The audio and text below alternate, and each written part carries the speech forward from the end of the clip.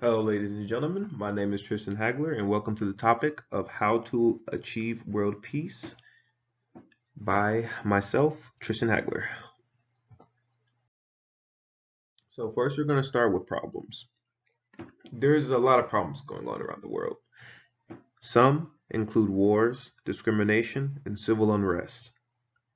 With wars, I believe that we should be able to essentially diplomatically talk things out. There should never be a war going on in the world about resources, about laws, about regulations, about policies being followed. There should never be wars about that because there should be rules set in stone in place to where everything is followed in a logical way and everything is done in a fashionable manner. Discrimination. I believe that the world should never have, I believe that in the world we should not be limited by the color of our skin, or by the religion we follow, or by the way we live, or by the way we handle things. To a certain extent, of course. We should not be bound by our skin and by our beliefs, but instead able to flourish with them. In civil unrest, there are multiple, myriad occasions of police brutality around the world. One such example being George Floyd, who unfortunately lost his life to police brutality in recent years. I strive to change that. I do wish that our neighbors, our brothers and sisters in arms, are able to live in harmony where they should not fear whether an officer is going to pull them over or not, or whether they're going to shoot them or not, or whether someone was murdered for being just who they are. We do not want that around the world. We want to fix those problems. And the way to fix those problems is going to be do a worldwide smoke session. That's one of the solutions. Now, one reason why to have a worldwide smoke session is because of the environment. Cannabis is safe to use in regards to health. It does not harm health in ways such as alcohol or cigarettes. Instead, it really enhances emotions. And it takes its time to dwell in. It doesn't immediately sink in. It oozes its way through. Another is being relaxed. Being around a relaxed crowd. As noted by Jonice Gabe in our interview, um, marijuana's effects rely on the emotion of the user. So if the user is happy, then it will amplify that.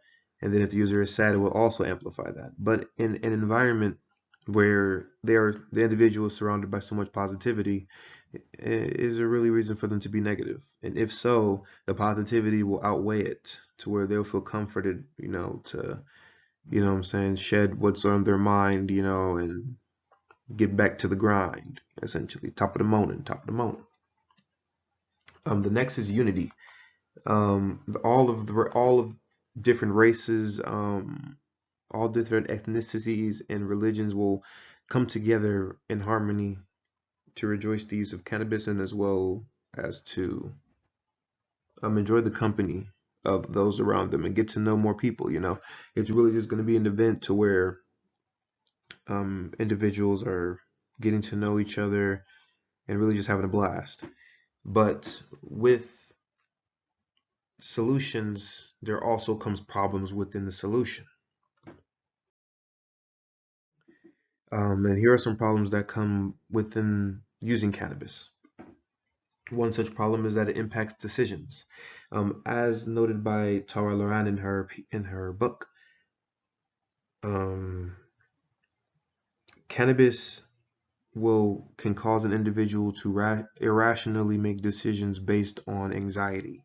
Anxiety plays a big factor when using marijuana because if you have experienced symptoms or have anxiety, you essentially are going to double the effect of it. It's going to give you a double dose of anxiety, which can really drive someone insane, to the point of even committing suicide. So that is a known problem. The other is no children must be excluded. And not even just children, like of like of 1 year of age. Anyone under the age of 21 will not be able to attend because recreational use is 21 and up. So teens and adolescents are immediately excluded from the party, which does impact the effect of world peace, because how can you strive for world peace if not everyone is included? So that is when that is another issue. We won't be able to include everyone. So that's already a big red flag. The other is robbery. With so much weed there, they're just bound to be a robbery, and we have to be able to protect against that, quite simply.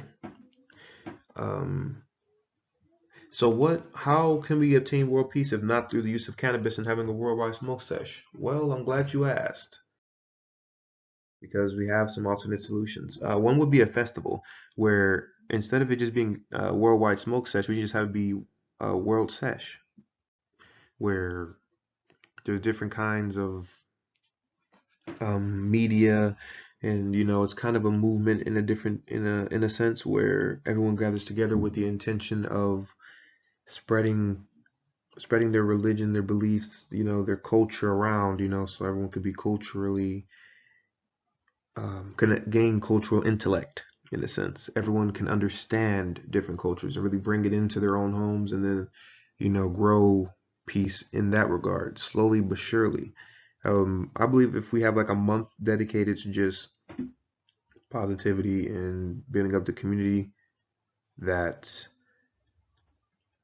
we can see world peace become a reality instead of a unfeasible dream. So, in conclusion, world peace can be attained if nations were to declare a National Peace Month, in my opinion, where humans from across the world gather to celebrate life together, and also to spread the cultures around a vast audience so that everyone can become something unique, you know, of understanding. Thank you guys for listening. This is Tristan Hagler signing off. Toodaloo.